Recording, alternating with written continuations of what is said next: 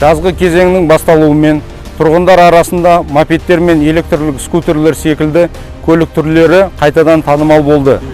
Апаттылықты азайту мақсатында полицейлер облыс орталығының көшелері мен қала сыртындағы трассаларды қарқынды түрде патрульдеуде.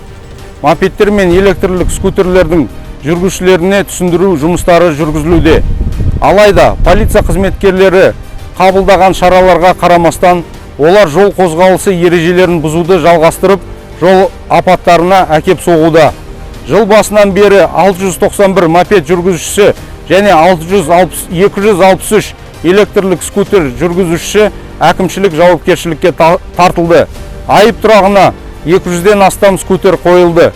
Жамбыл облысының полиция департаменті осы көлік құралдарын пайдаланушыларға ұқыпсыз көлік жүргізудің қауіптілігі туралы ескертеді.